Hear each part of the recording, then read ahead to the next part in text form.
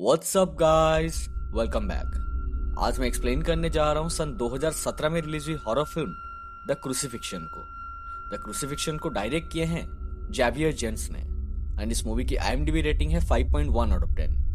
The crucifixion movie में हमें एक यंग लड़की के ऊपर हुई एग्जॉर्सिज्म्स एंड डिमोनिक पोजीशन को दिखाया गया है। So without wasting any further time, let's start the video.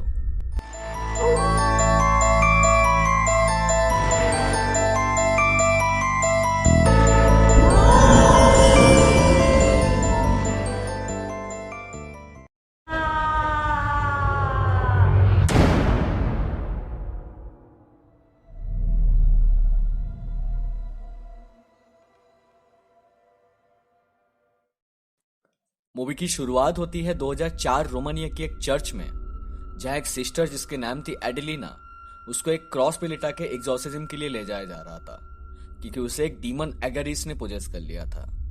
ये एग्जॉर्सिज्म एक फादर जिनका नाम था डुमिट्रू एंड 4 अदर नन्स मिलकर परफॉर्म कर रहे थे। बट एग्जॉर्सिज्म के दौरान एडेलिना की हालत बिगड़ने लगती है और उसे तुरंत हॉस्पिटल ले जाया जाता है। बट हॉस्पिटल जाने के रास्ते में ही उसकी मौत हो जाती है। अब एडेलिना की मौत के इल्जाम में फादर डुमिट्रू के साथ साथ उन नन्स को भी अरेस्ट कर लिया जाता है। यहाँ सीन कट होकर हमें न्यूयॉर्क की एक जर्नलिस्ट को दिखाई जाती है जिसकी नाम थी निकोल। निकोल एडेलिना के केस के ऊपर इन्वेस्टिगेशन करना चाहती थी क्योंकि पास्ट में उसके साथ कुछ ऐसे घटनाएं घटे थे जिससे गॉड के ऊपर से उसका विश्वास उठ गया था। वो अपने बॉस से परमिशन लेती है और रोमानिया जाके जेल में फादर डुमिट्रू से मिलती है।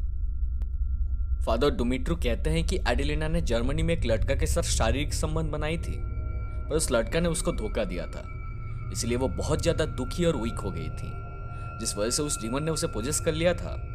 फादर ये भी कहते हैं कि 3 दिन की लंबी एग्जॉर्सिज्म के बाद उन्हें डीमन का नाम पता चल गया था, जो कि था एगरिस। वो डीमन को बॉडी से निकालने ही वाले थे, बट तभी चर्च के एक और फादर जिनका नाम था बिशप, वो आके इस एग्जॉर्सिज्म को रोक देते हैं क्योंकि उन्हें लग रहा था कि एडेलिना मानसिक रूप से बीमार थी, ना कि पोजेस्ड। इसे होता यह है कि एग्जॉर्सिज्म कंप्लीट नहीं हो पाता और हॉस्पिटल ले जाने के टाइम एडेलिना की मौत हो जाती है। इसके बाद निकोल एक डॉक्टर से मिलती है जो एडेलिना की ऑटोप्सी किए थे। डॉक्टर बोलते हैं कि एडेलिना की मौत की मेन रीजन ये थी कि उसके बॉडी में एड्रेनालिन की मात्रा काफी ज्यादा थी, जो कि उसे हॉस्पिटल ले जाते टाइम दिया गया था। उसके ऑटोप्सी के दौरान उसके बॉडी में बहुत हैरान करने वाली चीजें थी जो डॉक्टर्स ने इससे पहले कभी नहीं देखे थे और उनके पास इसका कुछ एक्सप्लेनेशन भी नहीं था। फिर निकोल एडेलिना की होम टाउन जाती है जहां उसकी फ्यूनरल चल रही थी। गांव में घुसते ही निकोल को एक स्ट्रेंज लड़का दिखती है जिससे उसके एक्सीडेंट होते होते रह जाती है। फ्यूनरल के बाद निकोल एडेलिना की बचपन की दोस्त बदुआ और एडेलिना की भाई स्टीफन से कुछ क्वेश्चंस पूछती है, बट वो लोग कुछ जवाब नहीं देते। बदुआ बस इतना कहती है कि फादर ने एडेलिना को नहीं मारा है। निकोल फिर से फ्यूनरल हॉल में जाती है और एडेलिना की बॉडी को देखती है। वहां अचानक जोर से हवा चलने लगती है और सारे कैंडल्स बुझ जाते हैं। एडेलिना की हालत देख के निकोल को उसके ऊपर बहुत तरस आ रही थी। तभी अचानक निकोल को नीचे कुछ खून की बूंदें दिखती है, जिसका पीछा करते करते वो एक अंडरग्राउंड रूम में पहुंच जाती है। वो रूम के अंदर एक क्रॉस देखती है जिसके ऊपर एग्जॉर्सिज्म के दौरान एडेलिना को लेटाया गया था। निकोल कुछ फोटोज लेने लगती है, पर तभी वहां फादर बिशप पहुंच जाते हैं और निकोल को वहां से बाहर निकाल देते हैं। निकोल वहां से निकल के उसे टाउन के एक होटल में रुकती है। गांव में कुछ फेस्टिवल का अरेंजमेंट चल रहा था। होटल के मैनेजर से पूछने पर वो बताता है कि पहले जब भी कोई नन पोजेस्ड होके मर जाती थी तो गांव के लोग अलग अलग तरह का मास्क पहन के उसके हार्ट को निकाल लेते थे एंड उसे जला के उसकी राख पीते थे ताकि और किसी के साथ ये ना हो। बट ये रिचुअल पहले के टाइम में किया जाता था और अभी लोग खाली मास्क पहन के सेलिब्रेट करते हैं। इसके बाद निकोल का मुलाकात होता है फादर एंटोन से, जिनसे निकोल कुछ सवाल करती है। फादर एंटोन कुछ सवालों का जवाब देके उसे बोलते हैं कि ज्यादा जानकारी के लिए आप फादर बिशॉप से मिलिए। फादर बिशॉप से मिलने के बाद बिशॉप बोलते हैं कि एडेलिना पोजेस्ड नहीं थी, वो दिमागी रूप से बीमार थी। जब से वो जर्मनी से आई थी उसकी दिमागी हालत बिगड़ गई थी। बिशप फादर डुमिट्रू के बारे में भी बोलते हैं कि फादर डुमिट्रू हमेशा से ही चर्च का अनुमति ना लेकर लोगों के ऊपर एग्जॉर्सिज्म्स करते थे, इसलिए एडेलिना के केस में भी चर्च की तरफ से उन्हें कोई भी सपोर्ट नहीं मिला था। बिशप की बातें सुनने के बाद निकोल काइंड ऑफ कन्विंस हो जाती है कि फादर डुमिट्रू ही एडेलिना की मौत का जिम्मेदार हैं और उनके खिलाफ सबूत हासिल करने वो चर्च में जाती है जहां एडेलिना की एग्जॉर्सिज्म हुई थी। निकोल उस कमरे में जाती है जहां पहले एडेलिना को रखा गया था। निकोल को वहां एडेलिना की एक नाखून मिलती है और उसने डेविल के खिलाफ जो लड़ाई उस रूम में की थी उसकी कुछ एहसास होती है। पर तभी अचानक निकोल खिड़की के बाहर वही स्ट्रेंज लड़का को देखती है जिसको उसने गांव में आते ही देखा था और बहुत ही ज्यादा डर जाती है। चर्च से बाहर आने के बाद निकोल फिर से उस लड़का को देखती है जो कि एक अजीब सा पोस्चर में खड़ा हो जाता है। होटल वापस आते टाइम निकोल को फिर से फादर एंटोन दिखते हैं जिन्हें वो डिनर के लिए पूछती है। डिनर के दौरान एंटोन एग्जॉर्सिज्म के बारे में बताते हुए बोलते हैं कि एग्जॉर्सिज्म के 4 स्टेजेस होते हैं। पहला स्टेज है प्रेजेंस, जिसमें पोजेस्ड पर्सन को खाना पीना खिलाया जाता है ताकि ये पता लग सके कि उसके अंदर डीमन है या नहीं। कुछ डीमंस का तो बॉडी के ऊपर पूरा कंट्रोल रहता है, इसीलिए वो खाना खाने के लिए मना करके अपना प्रेजेंस को जाहिर करते हैं। सेकेंड स्टेज है ब्रेक पॉइंट, जिसमें पोजेस्ड पर्सन को हेलुसिनेशन होने लगते हैं और उसे अलग अलग स्मेल्स और अलग अलग आवाजें सुनाई देती है। थर्ड स्टेज है क्लैश, जिसमें डीमन का गॉड के साथ डायरेक्ट लड़ाई होती है। इसके बाद या तो वो पोजेस्ड पर्सन के शरीर में रह जाएगा या सीधा हेल में जाएगा। और आखिरी स्टेज है एक्सपल्सन, जिसमें डीमन का नाम पता चल चुका होता है और उसे सीधा नर्क में भेज दिया जाता है। एंटोन ये भी कहते हैं कि एडेलिना की केस में एग्जॉर्सिज्म कंप्लीट ना होने के कारण वो डीमन आजाद हो गया था और अभी वो अपना अगला शिकार ढूंढ रहा होगा।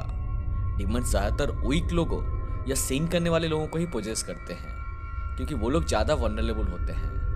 इसके बाद होटल वापस आके निकोल अपने लैपटॉप पर उस क्रॉस का पिक्चर को देखती है और उसे उसके ऊपर कोई अनजान आकृति दिखाई देती है। निकोल डीमन एगरिस के बारे में गूगल करती है और उसे अपने ड्रिंक में 2 मक्खियां दिखती है। पर तभी स्क्रीन फ्लिकर होने लगती है और अचानक से स्क्रीन पर एगरिस आके उसे डराता है।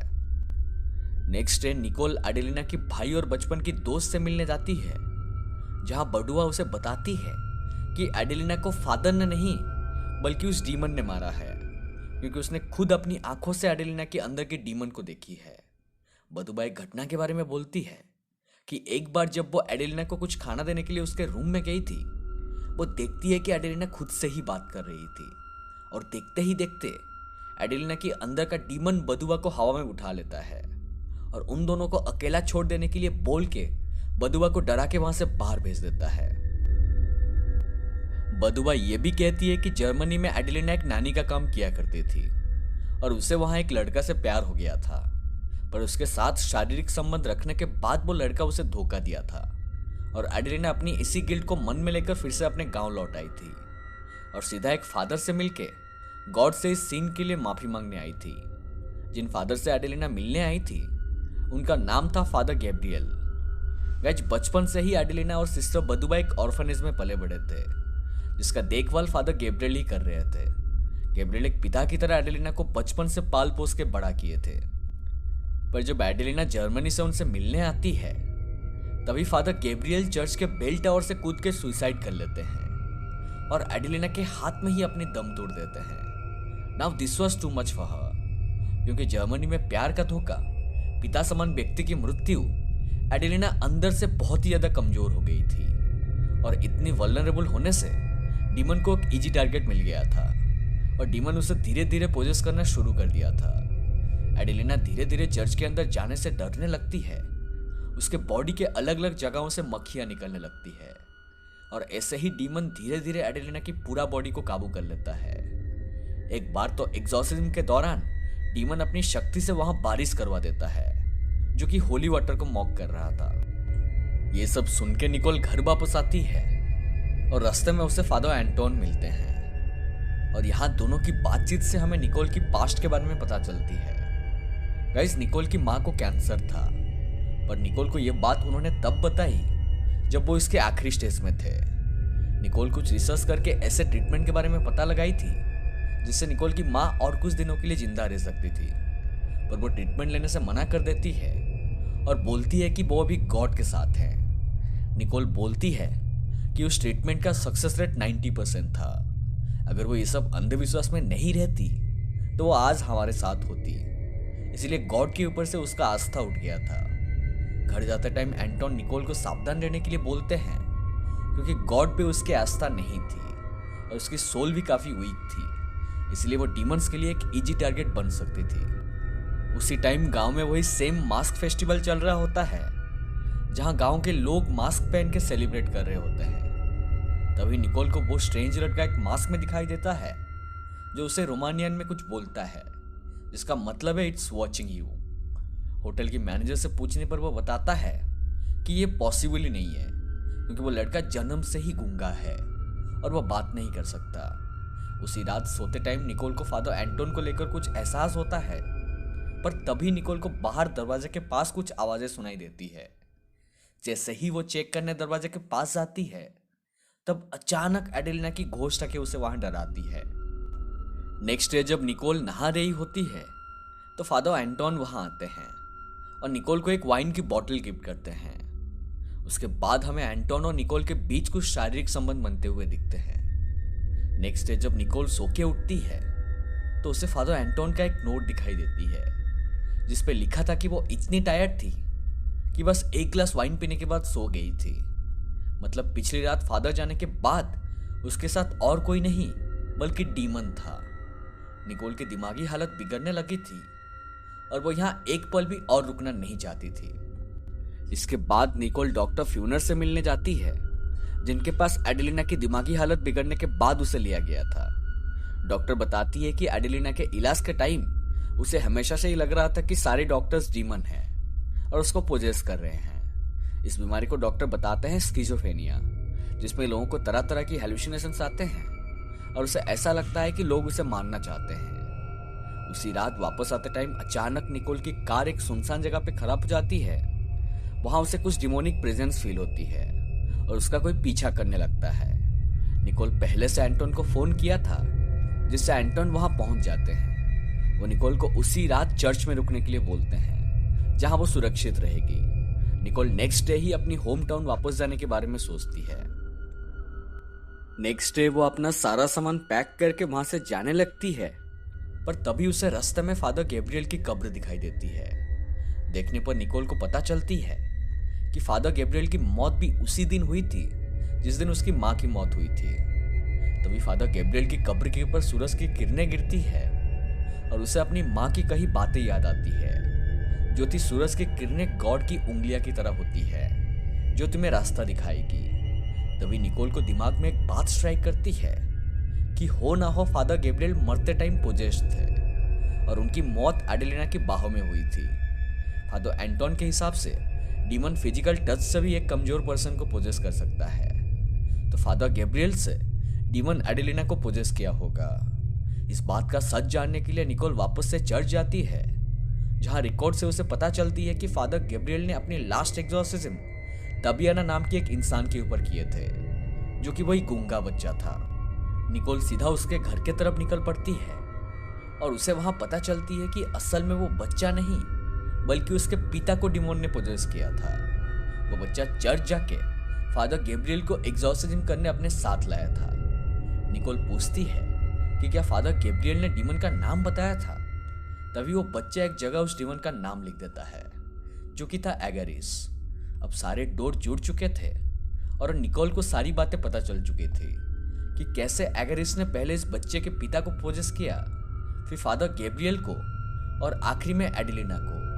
दरअसल इंसानी शरीर डीमन के लिए एक होस्ट होता है, जहां डीमन अपना होस्ट चेंज कर सकता है। इस प्रोसेस को ट्रांसफरेंस कहते हैं। अब निकोल ये सब बातें बताने के लिए फादर एंटोन को कॉल करती है, पर तभी अचानक उसे फोन के अंदर से डीमन एगरिस का आवाज सुनाई देता है और निकोल फोन को फेंक देती है। चारों तरफ भयानक बारिश होने लगती है और देखते ही देखते डीमन निकोल को हवा में उठा लेता है और उसके बॉडी के ऊपर काबू कर लेता है। तभी फादर एंटोन वहां पहुंचते हैं और दरवाजा तोड़ के अंदर जाते हैं। एंटोन निकोल को गॉड के ऊपर आस्था रखने बोलते हैं, जिससे वो इस डीमन के साथ लड़ाई कर सकती है। और क्योंकि इस बार एंटोन को डीमन का नाम पता चल गया था, इसलिए वो सीधा एग्जॉर्सिज्म का आखिरी स्टेज एक्सपल्सन का यूज करते हैं और उस डीमन को सीधा नर्क भेज देते हैं। एग्जॉर्सिज्म के बाद निकोल बोलती है कि उसने उसकी माँ को देखा, जो कि उसके साथ उस डीमन के साथ लड़ाई कर रही थी। और अब निकोल का भी गॉड के ऊपर आस्था आ गया था। और गाइस, इसके साथ यहीं पे मूवी खत्म हो जाती है। सो गाइस, ये थी द क्रूसिफिक्शन की पूरी कहानी। पर्सनली मुझे मूवी ठीक ठाक लगी। मैं आप लोगों से जानना चाहूँगा कि आपको मूवी की कहानी कैसी लगी। उम्मीद करता हूँ कि आपको ये एक्सप्लेनेशन पसंद आया हो। अगर पसंद आया तो प्लीज़ गाइस वीडियो को लाइक करें, शेयर करें और चैनल को सब्सक्राइब करके बेल आइकन को प्रेस कर दीजिए ताकि मेरे वीडियोस की नोटिफिकेशन आपको पहले मिल सके। मिलते हैं अगले वीडियो में, तब तक stay home and take care.